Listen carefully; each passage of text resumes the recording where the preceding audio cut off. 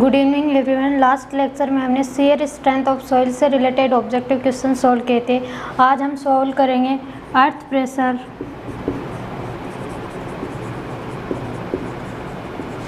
And foundation से related objective question. Earth pressure में हम active earth pressure and passive earth pressure से related objective question and foundation में हम shallow and deep foundation से related objective questions देखेंगे। So question is coefficient of active earth pressure for cohesionless soil is given by A option is 1 + sin i upon 1 - sin i, B है 1 - sin i upon 1 + sin i, C है 1 + tan i upon 1 - tan i, D है 1 + cos i upon 1 - cos i। यह आई है वो angle को represent कर रहा है। तो जो coefficient of active earth pressure है उसको के ए से डिनोट करते हैं और ये होता है 1 - sin i upon 1 + sin i। अगर इसको 10 के टर्म में रखना चाहे तो ये होता है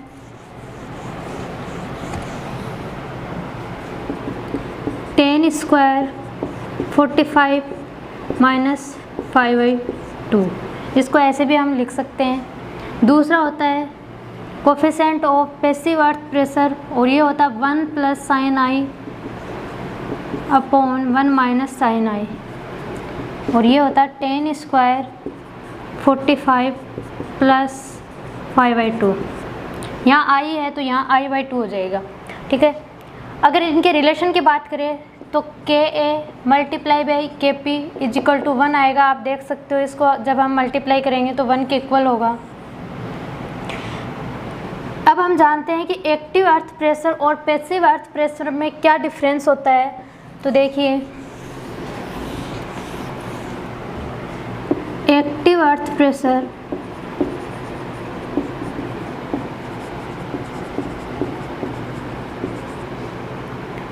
कोई बॉल है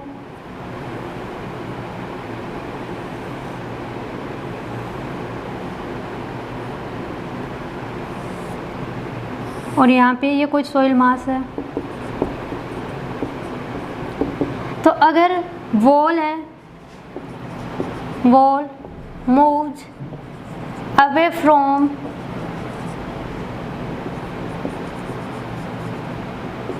सॉइल मास और रिटेनिंग स्ट्रक्चर, अगर ये इससे अवे मूव कर रही है यानी इस डायरेक्शन में इसका मूवमेंट हो रहा है, इस डायरेक्शन में, और ये इस तरीके से कुछ आ गई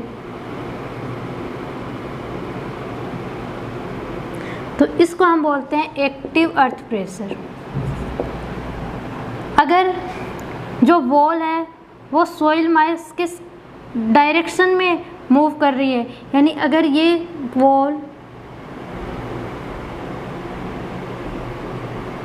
इस डायरेक्शन में इसका मूवमेंट हो रहा है, इस डायरेक्शन में, तो इसको हम बोलते हैं पैसिव अर्थ प्रेशर।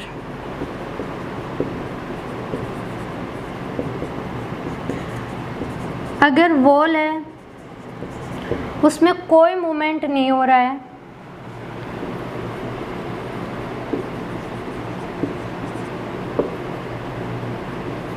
तो इसको हम बोलते हैं rest condition of earth pressure.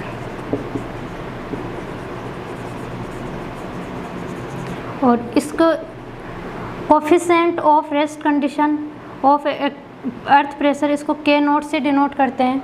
तो ये आपको तीनों टर्म्स ध्यान रखनी है। अगर जो वॉल है वो सॉइल मास से अवे मूव कर रही है तो उसको हम बोलते हैं एक्टिव अर्थ प्रेशर।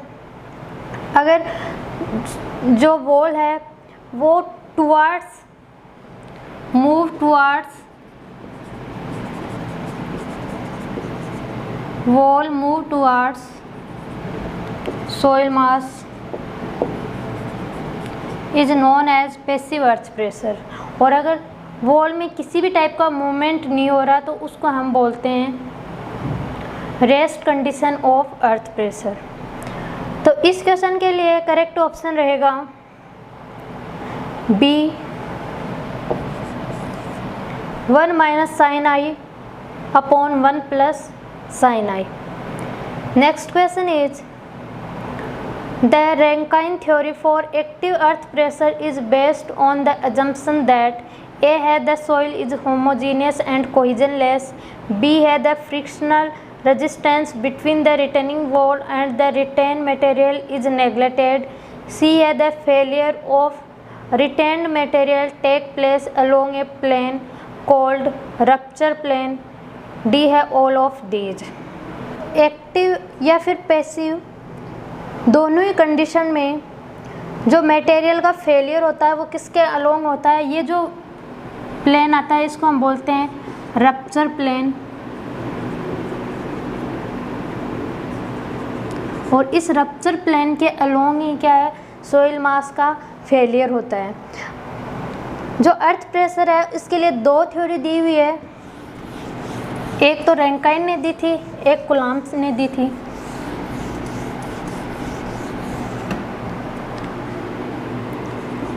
अर्थ प्रेशर थ्योरी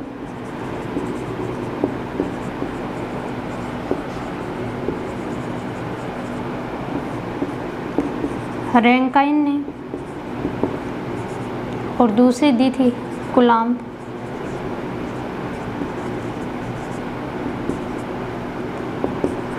दोनों में देखिए डिफरेंस क्या है। रैंकाइन और कूलॉम्ब में जो कॉमन अजम्पशन था वो ये था कि सॉइल है वो ड्राई होनी चाहिए, होमोजीनियस होनी चाहिए एंड कोहेजन लेस होनी चाहिए। ये अजम्पशन दोनों में सेम था। जो फेलियर प्लेन है, कोई भी सॉइल मास है वो फेलियर प्लेन के अलोंग फेल होगा और उसको हम बोलते हैं रप्चर प्लेन। नेक्स्ट अगर बात करें कि रैंकाइन ने माना था कि जो वॉल है वो क्या होगी, स्मूथ होगी, वॉल की जो सरफेस है वो स्मूथ होगी एंड वॉल है वो वर्टिकल होगी। जबकि जो कूलॉम्ब है उन्होंने ये माना था कि जो वॉल सरफेस है वो रफ होती है एंड ये इंक्लाइंड भी हो सकती है। वॉल है ये इंक्लाइंड भी हो सकती है। रैंकाइन ने माना था कि जो सॉइल मास का जो सरफेस है प्लेन है वो क्या था, हॉरिजॉन्टल माना था, और ये इसने कूलॉम्ब ने कंसिडर किया था कि ये इंक्लाइंड भी हो सकता है। सॉइल मास का जो प्लेन है वो इंक्लाइंड भी हो सकता है। तो ये इन दोनों में बेसिकली डिफरेंस था। तो इस क्वेश्चन के लिए करेक्ट ऑप्शन रहेगा D, all of these. Next question is the coefficient of passive earth pressure for cohesionless granular soil is represented by a है 1 plus sine i upon 1 minus sine i, b है 1 plus cos i upon 1 minus cos i, c है 1 minus sine i upon 1 plus sine i, d है 1 minus cos i upon 1 plus cos आई। तो passive के लिए हमने देखा था KPC इसको डिनोट करते हैं और इसका फॉर्मूला होता है 1 plus sine i upon 1 minus sine आई, और अगर कि 10 की टर्म में पूछे तो ये होता है 10 स्क्वायर 45 माइनस आई बाई 2। ये केपी के लिए वैल्यू होती है। के ए में ये क्या आता है, ये 1 minus sine i upon 1 plus sine आई होता है। तो इस क्वेश्चन के लिए करेक्ट ऑप्शन रहेगा ए। Next question is what is assumption made about back of wall in the Rankine theory of earth pressure. A है प्लेन एंड रफ, बी है plane and smooth, c है वर्टिकल एंड रफ, डी है vertical and smooth. तो जैसे हमने देखा कि जो रैंकाइन ने क्या माना था कि जो वॉल सरफेस है वो स्मूथ एंड वर्टिकल होगी, बट जो कूलॉम्ब है उन्होंने कंसिडर किया था कि जो वॉल सरफेस है वो रफ और इंक्लाइंड भी हो सकती है। तो इस क्वेश्चन के लिए करेक्ट ऑप्शन रहेगा D, vertical and smooth. Next question is what is the value of active earth pressure coefficient for soil having an internal angle of friction is 30 degree। A है 1/3, B है 1/2.5, C है 1, D है 3। तो यहाँ पे active earth pressure coefficient की value बतानी है, यानी के ए की वैल्यू बतानी है।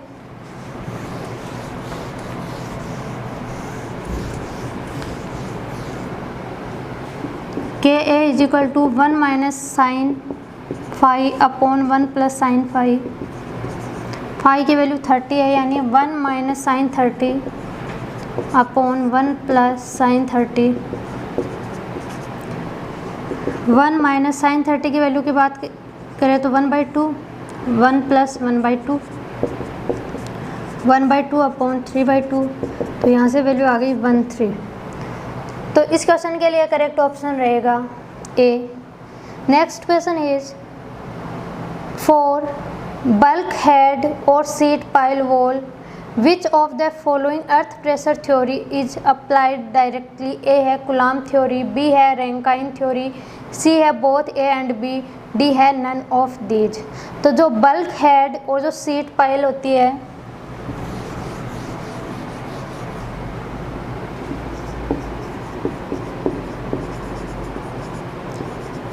और सीट पाइल, तो ये फ्लेक्सिबल रिटेनिंग वॉल होती है। तो इसके लिए ना तो हम रैंकाइन थ्योरी यूज करते हैं ना कूलाम्स थ्योरी यूज करते हैं। तो इस क्वेश्चन के लिए करेक्ट ऑप्शन रहेगा d, none of these. Next question is the effect of poison on a soil is to. A है reduce both active and passive earth pressure intensity, b है increase both active and passive earth pressure intensity, c है reduce active earth pressure but to increase passive earth pressure intensity, d है increase active earth pressure but to reduce passive earth pressure intensity. तो अगर cohesive soil के लिए हम बात करें active earth pressure intensity की, तो ये होता है p A is equal to k a gamma z minus 2c under root k a. ये कोहेसिव सॉइल के लिए होता है। कोहेसिव सॉइल के लिए जो एक्टिव अर्थ प्रेशर इंटेंसिटी आता है वो होता है k a gamma z minus 2c under root k a, जहाँ पे गामा क्या है unit weight of soil, z क्या है हाइट ऑफ सॉइल। तो ये तो होता है एक्टिव के लिए। अगर पैसिव की बात करें तो ये होता है k a gamma z plus 2c sorry k p आ जाएगा पैसिव के लिए अंडर रूट के पी। ये होता है passive earth pressure for cohesive soil. Cohesive में क्या है हम कोहेजन वाला फैक्टर भी कंसिडर करते हैं। अगर कोहेजन लेस की बात करें तो पी ए क्या आ जाएगा के ए गामा जेड और पी पी आ जाएगा के पी गामा जेड। तो यहाँ से हम देख सकते हैं कि कोहेजन सॉइल में एक्टिव अर्थ प्रेशर क्या होता है डिक्रीज हो रहा है, बट जो पैसिव अर्थ प्रेशर है वो इंक्रीज हो रहा है। तो इस क्वेश्चन के लिए करेक्ट ऑप्शन रहेगा c, reduce active earth pressure but to increase passive earth pressure intensity. Next question is coefficient of earth pressure at rest is. ए है less than active earth pressure but greater than passive earth pressure, b है greater than active earth pressure but less than passive earth pressure, c है greater than both active earth pressure and passive earth pressure, d है less than both active and passive earth pressure. तो अगर coefficient of earth pressure की बात करें active के लिए, rest के लिए एंड पैसिव के लिए, तो सबसे ज़्यादा जो वैल्यू आती है वो के पी की आती है, उससे कम आती है के नोट की और सबसे कम आती है के ए की। तो ये ध्यान रखना है। कोफिशिएंट पूछे तो ये सीक्वेंस हो गया। अगर प्रेशर इंटेंसिटी पूछे तो प्रेशर इंटेंसिटी में क्या होता है, जैसे एक्टिव की बात करें तो के ए गामा जेड, पैसिव की बात करें तो के पी गामा जेड। तो यहाँ से हम देख सकते हैं ये किसके प्रोपोर्शनल है, कोफिशिएंट के प्रोपोर्शनल है। तो यहाँ से पी पी सबसे ज़्यादा आएगा, फिर पी नोट और सबसे कम पी ए। तो ये सीक्वेंस होता है। तो अभी पूछा गया रेस्ट के लिए कोफिशिएंट ऑफ अर्थ प्रेशर, तो ये के नोट है और के नोट की वैल्यू है वो के पी से कम है और के ए से ज़्यादा है। तो इस क्वेश्चन के लिए करेक्ट ऑप्शन रहेगा B, greater than active earth pressure coefficient but less than passive earth pressure coefficient. Next question is the critical height of an unsupported vertical cut in active soil is equal to a है total depth of tension, b है 2 times of total depth of tension, c है 4 times into depth of total tension, d है 5 times depth of total tension. तो देखिए जो critical height है वो क्या होती है,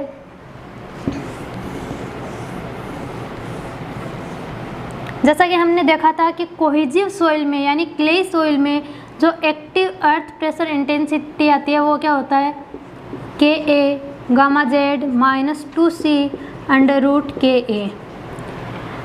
अगर एक्टिव अर्थ प्रेशर 0 हो जाए किसी केस में तो ये वैल्यू इस ऐसे आ जाएगा P A is equal to 0। तो यहाँ से देखिए जेड की वैल्यू क्या आ गई 2c अंडर रूट के ए अपॉन गामा के। यहाँ से वैल्यू आ गई 2c gamma under root k ए, और के ए क्या है एक्टिव अर्थ प्रेशर कोफिशिएंट, और के ए किसके इक्वल होता है 10 square 45 minus 5/2 under root k ए किसके इक्वल हो जाएगा 2c upon gamma into 10 45 minus 5/2, और जो 1 अपॉन 10 45 माइनस 5/2 है इसको हम लिख सकते हैं z is equal to 2c upon gamma 10 45 plus 5/2। इस z को अपन बोलते हैं हाइट ऑफ टेंशन। अगर इसके डायग्राम की बात करें तो अगर जैसे p A is equal to क्या था k a gamma z minus 2c under root k a, तो अगर डेप्थ 0 है तो वैल्यू क्या आ जाएगी नेगेटिव आ जाएगी। इसका डायग्राम की बात करें तो जैसे जैसे हम z की वैल्यू को इंक्रीज करेंगे तो एक पॉइंट ऐसा आएगा जहाँ पे इसकी वैल्यू पी ए की वैल्यू क्या आ जाएगी 0 आ जाएगा, और उसके बाद में ये वैल्यू पॉजिटिव आना स्टार्ट कर देती है। तो इसका इस तरीके से कुछ डायग्राम होता है। तो इस डेप्थ को हम बोलते हैं डेप्थ ऑफ टेंशन, जिसको ZC से डिनोट करते हैं।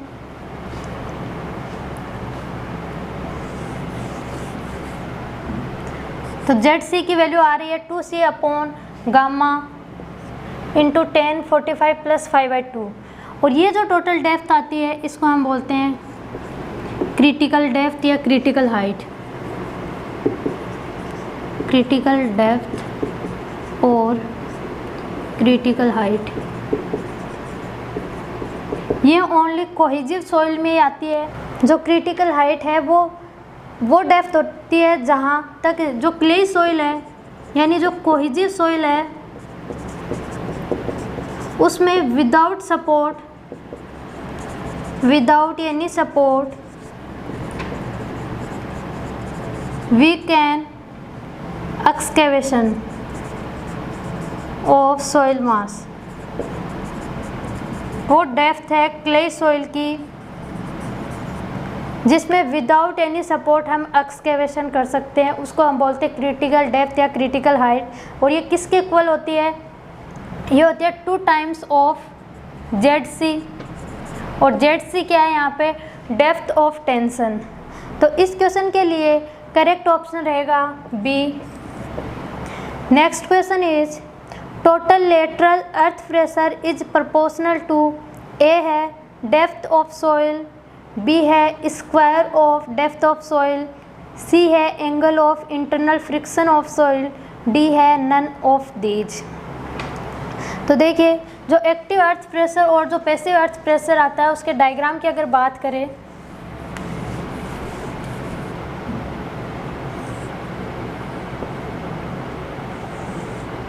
तो इसकी वैल्यू डेप्थ के अलोंग इंक्रीज होती जाती है, और यहाँ पे जो वैल्यू आती है वो है के ए गामा जेड। अगर ये जो हाइट है वो जेड है तो ठीक है। अगर इसकी सीजी की बात करें तो इसकी सीजी क्या आएगी, यहाँ से इस पॉइंट से Z/3 पे और यहाँ पर जो प्रेशर इंटेंसिटी आएगी वो क्या आएगी,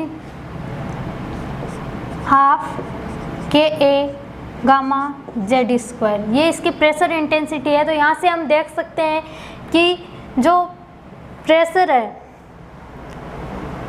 ये किसके प्रोपोर्शनल है, एक्टिव अर्थ प्रेशर या पैसिव अर्थ प्रेशर कोफिशिएंट के, यूनिट वेट ऑफ सॉइल के, और जेड स्क्वायर यानी डेप्थ ऑफ सॉइल मास के स्क्वायर के प्रोपोर्शनल है। तो यहाँ से जो करेक्ट ऑप्शन होगा वो है b, square of depth of soil. Next question is cohesive soils are, a है good for backfill because of low lateral pressure, b है good for backfill because of high shear strength, c है poor for backfill because of large lateral pressure, d है none of these. तो इस question के लिए correct option रहेगा सी। तो जो कोहेसिव सॉइल है उसको हम कभी भी एज बैकफिल यूज नहीं करेंगे, क्योंकि इस पे जो लेटरल प्रेशर आता है वो बहुत ज़्यादा हाई आता है, इसलिए हम इसको यूज़ नहीं करते हैं। तो यहाँ पर हमारे अर्थ प्रेशर से रिलेटेड ऑब्जेक्टिव क्वेश्चन कंप्लीट होते हैं। अब हम सॉल्व करेंगे फाउंडेशन से रिलेटेड ऑब्जेक्टिव क्वेश्चंस। इसमें हम देखेंगे Rankine theory, टरज़ागी theory, स्कैम्पटन theory,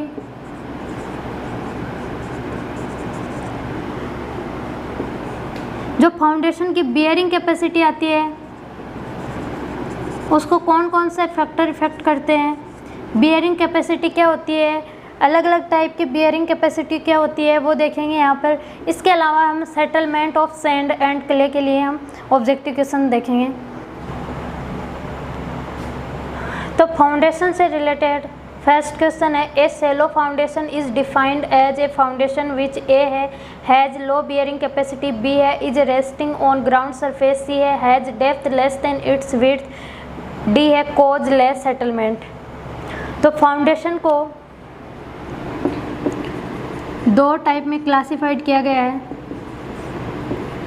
cello and deep foundation. जब ratio of depth of footing to width of footing less than और इक्वल हो तो उसको हम बोलेंगे डीप सेलो फाउंडेशन, और अगर depth of footing and width of footing का जो रेशियो है वो ग्रेटर देन 1 आ रहा है तो उसको हम बोलेंगे डीप फाउंडेशन। ये जो क्लासिफिकेशन है ये है अकॉर्डिंग टू टरज़ागी। तो इस क्वेश्चन के लिए करेक्ट ऑप्शन रहेगा C, has depth less than its width. Next question is depth of foundation is usually calculated from, A है रैंकाइन फार्मूला, बी है टरज़ागी फार्मूला, सी है न्यूटन्स फार्मूला, डी है D Albert's formula. तो जो depth of foundation आती है D, इसको हम कैलकुलेट करते हैं रैंकाइन फार्मूले से, कैलकुलेटेड बाय रैंकाइन फार्मूला। और बात करें कि डी की वैल्यू क्या आती है तो ये होता है Q G upon gamma 1 minus sine phi upon 1 plus sine phi का होल स्क्वायर, जहाँ पे क्यू जी क्या है gross pressure intensity, gamma unit weight of soil, phi क्या है internal angle of internal friction. तो इस क्वेश्चन के लिए करेक्ट ऑप्शन रहेगा ए। Next question is black cotton soil is not suitable for foundation because of its, A है low bearing capacity, B है cohesive particles, सी है स्वेलिंग एंड श्रिंकेज, डी है black colour. तो जो ब्लैक कॉटन सॉइल है वो foundation के लिए सुटेबल नहीं होती है। इसका रीज़न होता है कि इसमें स्वेलिंग एंड श्रिंकेज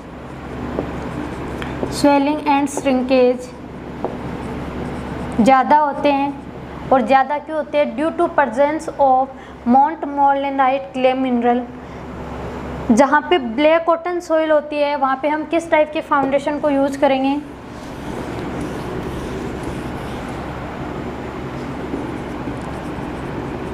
अगर कहीं ब्लैक कॉटन सॉइल ही प्रेजेंट हो तो उस केस में हम जो फाउंडेशन यूज़ करते हैं वो है अंडर रिम्ड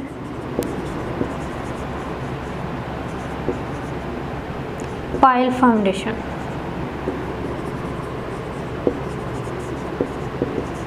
तो इस क्वेश्चन के लिए करेक्ट ऑप्शन रहेगा C, swelling and shrinkage. Next question is that two criteria for determination of allowable bearing capacity of foundation are: A है tension failure and compression failure, B है tension failure and settlement, C है bond failure and shear failure, D है shear failure and settlement। तो allowable bearing capacity calculate करने के लिए हम दो क्राइटेरिया देखते हैं, वो होता है सेटलमेंट क्राइटेरिया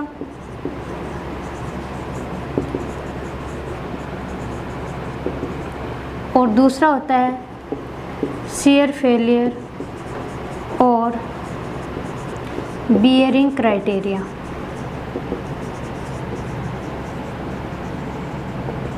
अगर क्वेश्चन में पूछा जाए कि सैंडी सॉइल है तो उसके लिए कौन सा क्रिटिकल होगा इन दोनों में से, तो सैंडी सॉइल के लिए क्रिटिकल होता है सेटलमेंट।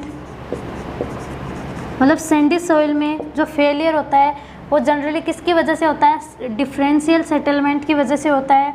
और जो क्लेई सॉइल है, क्लेई सॉइल, इसमें जो जनरली फेलियर होता है वो होता है due to shear failure, shear failure की वजह से। तो इस क्वेश्चन के लिए करेक्ट ऑप्शन रहेगा D. Next question is for a number of columns constructed in a row then type of foundation provided is: ए है फुटिंग, बी है राफ्ट, सी है स्ट्रेप, डी है स्ट्रिप। तो इस केस में हम स्ट्रिप फुटिंग प्रोवाइड करवाते हैं। स्ट्रिप फुटिंग को हम बोलते हैं स्ट्रिप फुटिंग। स्ट्रिप फुटिंग क्या होती है, जब लेंथ है वो विड्थ से बहुत ज़्यादा हो तो उसको हम बोलते हैं स्ट्रिप फुटिंग। और ये एक टाइप है कंटिन्यूअस फुटिंग का। It is a type of continuous footing strip footing के लिए। Next question is the maximum unit pressure that a soil can withstand without rupture in shear or without excessive settlement of structure is known as: A है allowable bearing pressure, B है safe bearing pressure, C है ultimate bearing pressure, D है bearing capacity। तो इस question के लिए correct option रहेगा ए, allowable bearing pressure. अब देखते हैं हम इन सब में डिफरेंस क्या होता है। Allowable bearing pressure, safe bearing pressure, ultimate bearing pressure.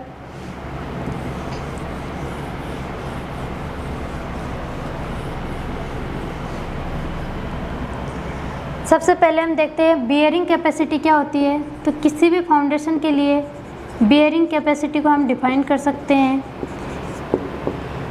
कि किसी भी फाउंडेशन पे मैक्सिमम वो लोड या प्रेशर जिस पे उस फाउंडेशन में और इससे सपोर्टेड जो भी मेंबर है उनमें किसी भी टाइप का डैमेज नहीं हो, तो उस प्रेशर को और उस लोड को हम बोलते हैं bearing capacity of foundation. Bearing capacity of foundation है, यह या तो अल्टीमेट बियरिंग कैपेसिटी होगी या फिर permissible bearing capacity.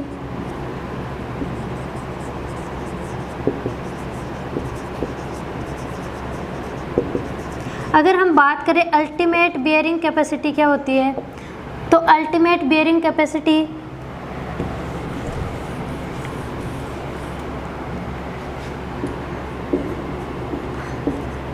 Eight shear failure of soil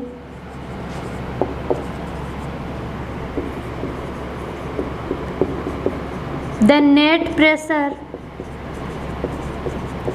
at the base of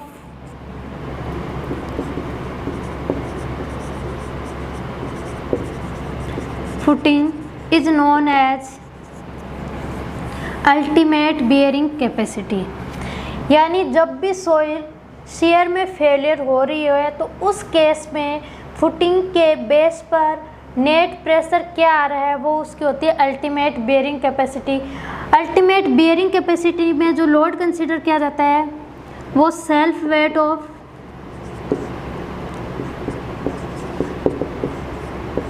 foundation,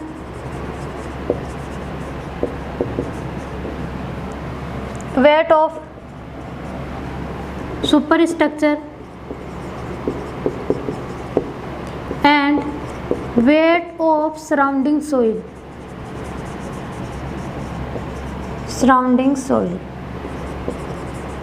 ये हम कंसिडर करते हैं नेट प्रेशर के लिए, ठीक है। सेकंड इसमें आता है नेट अल्टीमेट बियरिंग कैपेसिटी। अगर इसके फॉर्मूले की बात करें तो जो QUB है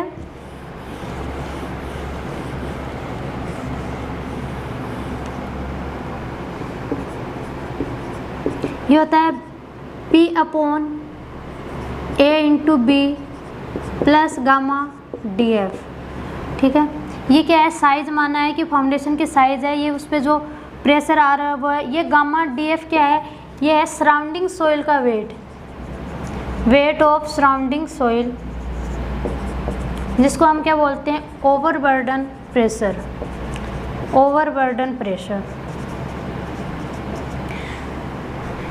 नेक्स्ट होता है net ultimate bearing capacity. Net ultimate bearing capacity क्या होता है P/A/B।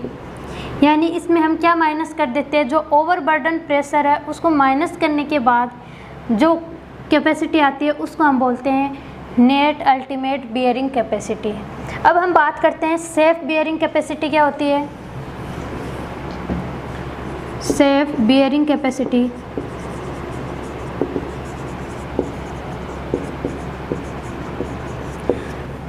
The maximum pressure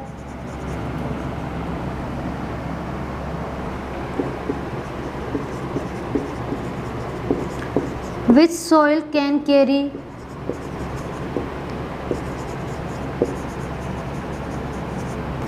without any risk of shear failure। उसको हम बोलते हैं सेफ बियरिंग कैपेसिटी। अगर सेफ बियरिंग कैपेसिटी की फॉर्मूले की बात करें तो ये होता है net ultimate bearing capacity divided by factor of safety. इसमें फैक्टर ऑफ सेफ्टी कंसीडर किया जाता है और फैक्टर ऑफ सेफ्टी की वैल्यू की बात की जाए तो ये 2 to 3 वेरी करता है। तो ये सारी टर्म्स है जो आपको ध्यान रखनी है कि अगर सॉइल जस्ट शियर में फेल हो रही है तो उस केस में जो टोटल प्रेशर आ रहा है at the base of footing उसको हम बोलते हैं ultimate bearing capacity of foundation. और अगर विदाउट शियर फेलियर कितना प्रेशर कैरी कर रही है सॉइल उसको हम बोलते हैं सेफ बियरिंग कैपेसिटी। और जब सॉइल ना तो शियर में फेल हो रही हो ना सेटलमेंट में तो उस केस में जो बेस ऑफ फाउंडेशन जो लोड आता है प्रेशर इंटेंसिटी आता है उसको हम बोलते हैं अलाउेबल बियरिंग प्रेशर। तो इस क्वेश्चन के लिए करेक्ट ऑप्शन रहेगा ए। सारी टर्म्स आपको ध्यान में रखनी है, एग्ज़ाम में जो भी पूछा जाए। कई बार जो नेट अल्टीमेट बियरिंग कैपेसिटी है इसका न्यूमेरिकल पूछ लेते हैं तो ये ध्यान रखना है, ये होता है ultimate bearing capacity minus gamma DF। इससे बहुत बार एग्जाम में क्वेश्चन पूछा जाता है। अल्टीमेट बियरिंग कैपेसिटी दे देते हैं, यूनिट वेट और डेप्थ ऑफ फुटिंग अपने को प्रोवाइड होता है तो उस केस में हमें नेट बियरिंग कैपेसिटी कैलकुलेट करना होता है तो हम वो कर सकते हैं। Next question is the bearing capacity of soil depends upon A है grain size of soil, B है साइज ऑफ फुटिंग, सी है शेप ऑफ फुटिंग, डी है ऑल ऑफ दीज। तो सबसे पहले हम देखेंगे कि कौन कौन से फैक्टर होते हैं जिन पे बियरिंग कैपेसिटी फाउंडेशन की डिपेंड करती है। तो अगर फैक्टर्स की बात करें तो सबसे पहले हम देखते हैं type of soil. Type of soil का मतलब सॉइल कोहेसिव है या non cohesive.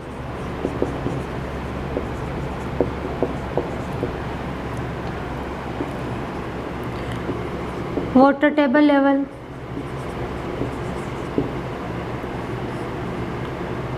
Shape of footing. Shape of footing का मतलब है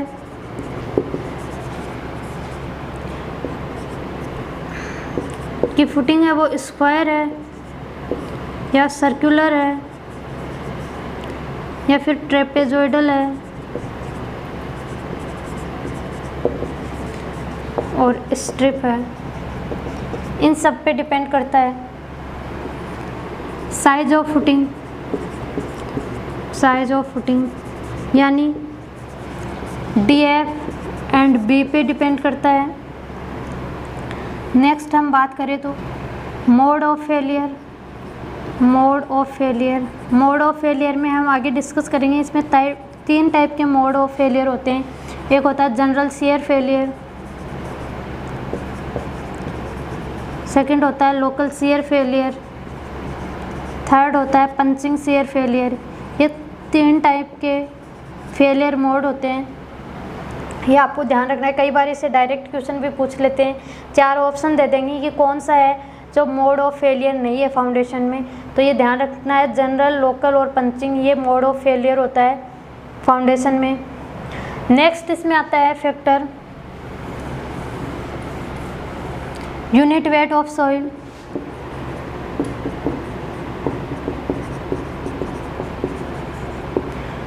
internal angle of friction,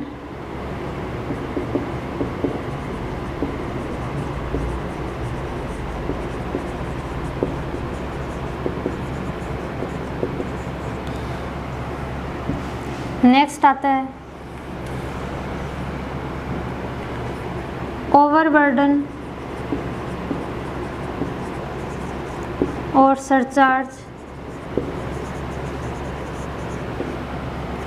load.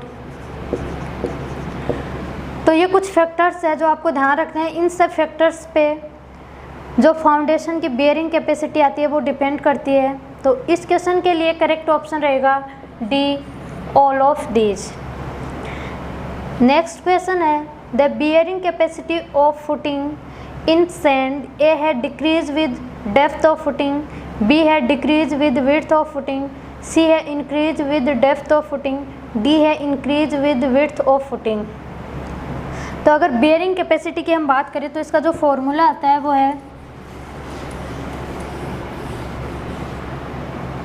According जो टर्जा की जो फॉर्मूला आता है CNC plus gamma DF NQ plus half gamma BNR। अगर सेंड की बात करें तो सेंड के केस में C = 0 हो जाएगा, यानी QUB क्या आ गया अपने पास में gamma DF NQ plus half gamma BNR। अगर हम नेट अल्टीमेट बेयरिंग कैपेसिटी की बात करें, NQ की वैल्यू अगर 1 कंसिडर करें तो ये क्या आ जाएगा हाफ गामा BNR। तो यहाँ से हम देख सकते हैं कि जो फाउंडेशन की बेयरिंग कैपेसिटी है वो किसके प्रोपोर्शनल आ रही है, विड्थ ऑफ फुटिंग के।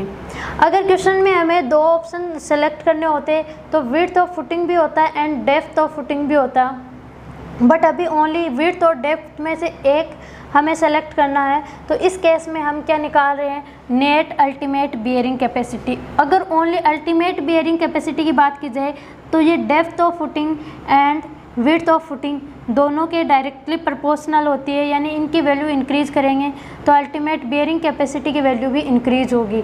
बट अगर नेट अल्टीमेट बेयरिंग कैपेसिटी की बात करें तो ये क्या है, ओनली विड्थ के प्रोपोर्शनल होती है। तो इस क्वेश्चन के लिए करेक्ट ऑप्शन रहेगा D, increase with width of footing.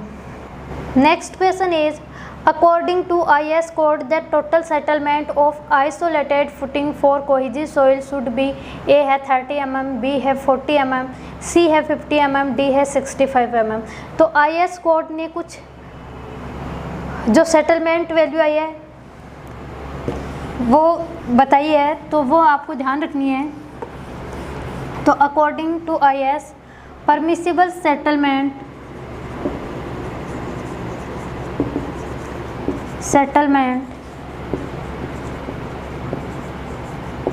In soil, तो सॉइल में भी देखिए सैंड सॉइल आएगी और क्ले सॉइल आएगी। सबसे पहले देखते हैं हम आइसोलेटेड फुटिंग के लिए। आइसोलेटेड फुटिंग अगर क्ले सॉइल पर है तो इसमें जो परमिसिबल सेटलमेंट मतलब मैक्सिमम सेटलमेंट है वो 65 mm आ सकता है, और अगर सैंडी सॉइल है तो इसमें जो मैक्सिमम सेटलमेंट है वो 40 mm आ सकता है। अगर हम बात करें राफ्ट और मैट फुटिंग की, तो इसमें देखिए जो क्ले सॉइल के लिए आती है वैल्यू वो होती है 65 to 100 mm, and sand soil के लिए वैल्यू होती है 40 to 65 mm। तो ये सारे डेटा आपको ध्यान रखने हैं। मैं फिर से ये क्वेश्चन रिपीट नहीं कराऊंगी। अगर आइसोलेटेड फुटिंग है और क्ले सॉइल है तो 65 mm होगा, आइसोलेटेड फुटिंग है और सैंडी सॉइल है तो 40 mm होगा परमिसिबल सेटलमेंट। अगर राफ्ट और मैट फुटिंग है और उसमें भी क्ले सॉइल है तो 65 to 100 mm आएगा, और सैंडी सॉइल है तो 40 to 65 mm आएगा। अगर क्वेश्चन में पूछा जाता है कि डिफरेंशियल सेटलमेंट क्या आएगा, परमिसिबल डिफरेंशियल सेटलमेंट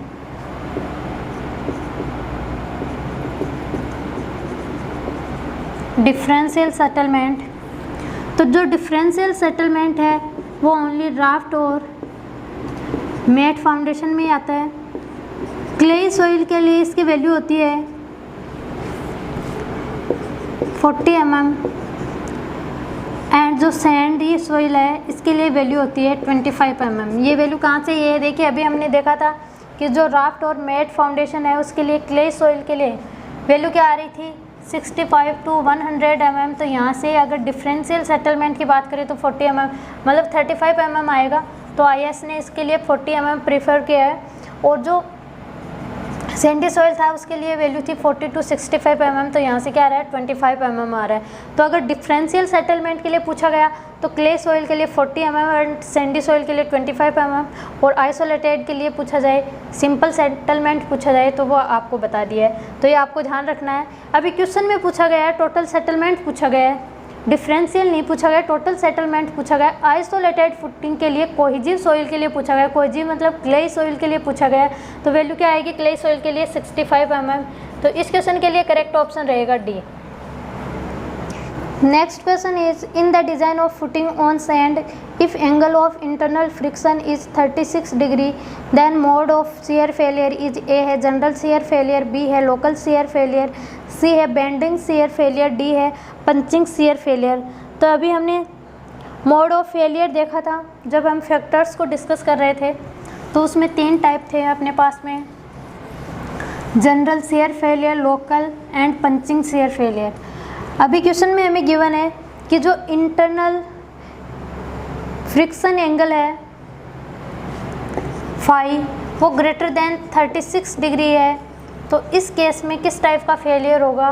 तो इसके लिए जो फेलियर होता है वो है जनरल शियर फेलियर।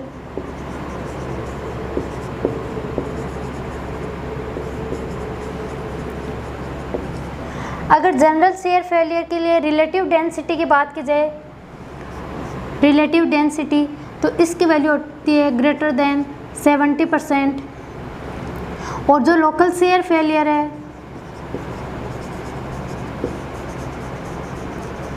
उसमें ये वैल्यू होती है 30 to 70%, और जो पंचिंग शियर है उसमें ये वैल्यू आती है लेस देन 30%। तो ये डेटा भी आपको ध्यान रखना है। अगर हम बात करें कि जो लोकल शियर फेलियर है उसमें फ्रिक्शन एंगल की वैल्यू क्या होती है, तो ये होता है थीटा लेस देन 28 डिग्री। अगर 28 डिग्री से कम है तो उस केस में लोकल शियर फेलियर होता है, और ग्रेटर देन 36 डिग्री है तो उस केस में जनरल शियर फेलियर होता है। एक आपको डेंसिटी इंडेक्स वाला, रिलेटिव डेंसिटी वाला, ये भी ध्यान रखना है, कई बार एग्जाम में ये भी पूछ लेते हैं। अब अगर हम बात करें कि जनरल शियर फेलियर है, लोकल शियर फेलियर और पंचिंग फेलियर है, वो किस टाइप के सॉइल में अकर होगा, क्या क्या इसके इफेक्ट होते हैं। तो अगर हम बात करें जनरल शियर फेलियर की,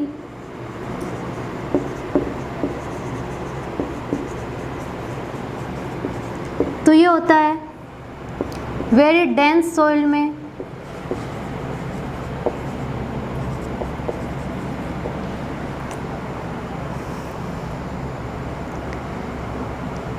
डेंस सॉइल है, इसका मतलब क्या है, इसमें जब फेलियर होगा वो होगा विदाउट एक्सेसिव सेटलमेंट। इसमें सेटलमेंट कम होगा क्योंकि ये ऑलरेडी क्या है, डेंस है यानी कॉम्पैक्टेड है, तो इसमें सेटलमेंट कम होता है।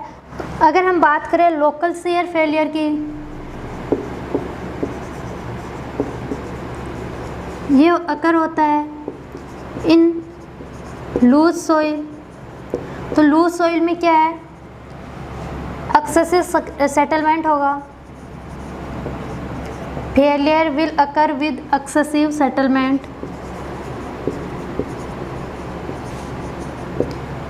एक इसमें यह भी ध्यान रखना है कि जो वैल्यू हम कोहिजन की और जो एंगल ऑफ इंटरनल फ्रिक्शन की हम जो वैल्यू यूज़ करते हैं, तो ये क्या होती है, जो सी डैश हम यूज़ करते हैं वो होता है 2/3 of C, tan phi dash use करते हैं वो होता है 2/3 ऑफ tan phi।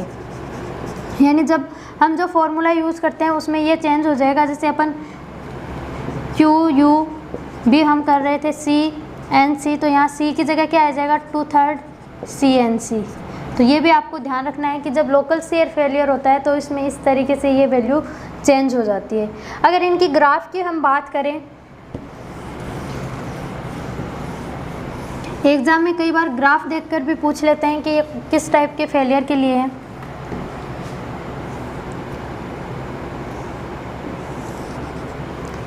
अगर ये एक्सिस है, इस पे लोड है और यहाँ पे सेटलमेंट इंडिकेट हो रहा है, तो जो जनरल से लोकल शियर फेलियर है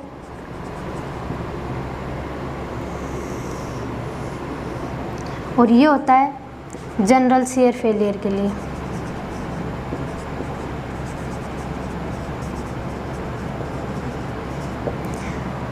ठीक है, तो ये ध्यान रखना है। यहाँ पे जो कैपेसिटी आती है उसको हम बोलते हैं ultimate bearing capacity of soil.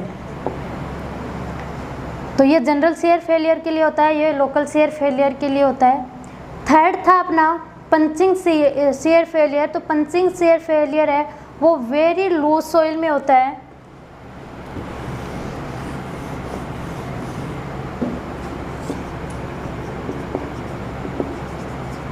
In very loose soil,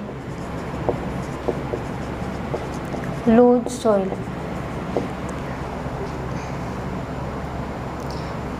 ये जनरली अकर होता है, वो होता है डीप फुटिंग में और जो पाइल फाउंडेशन होता है उसमें जनरली ये विजिबल होता है पंचिंग शियर। तो ये जो यहाँ पे जितना भी डिस्कस किया गया है वो सारे आपको याद रखने हैं, क्योंकि इससे रिलेटेड मैं ऑब्जेक्टिव क्वेश्चन आपको नहीं कराऊंगी, बट एग्जाम में इनसे रिलेटेड ऑब्जेक्टिव क्वेश्चन आते हैं। फर्स्ट क्वेश्चन यहाँ से ये बन सकता है कि मोड ऑफ फेलियर पूछा जा सकता है, उसमें आपको ऑप्शन गिवन रहेंगे। तो आपको ध्यान रखना है कि 3 टाइप के इसमें फेलियर होते हैं, general shear, local shear and punching shear. General shear किस में होता है, किस टाइप की सॉइल में होता है, तो मीडियम और डेंस सॉइल में होता है, जहाँ पे शियर फेलियर है वो विदाउट एक्सेसिव सेटलमेंट होता है। लोकल शियर फेलियर है वो लूज सॉइल और सॉफ्ट क्ले में होता है विद लार्ज सेटलमेंट, और इसमें जो वैल्यूज आती है वो उनमें करेक्शन आ जाता है, यानी जो सी डैश है वो 2/3 होती है सी का, और जो tan phi डैश हम यूज़ करेंगे वो होगा 2/3 ऑफ tan phi।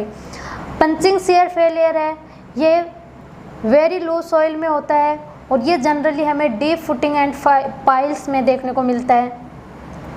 अगर हम एंगल की बात करें कि जो एंगल ऑफ इंटरनल फ्रिक्शन है, तो जनरल शियर फेलियर के लिए इसकी वैल्यू होती है 36 डिग्री और लोकल शियर फेलियर के लिए इसकी वैल्यू होती है 28 डिग्री।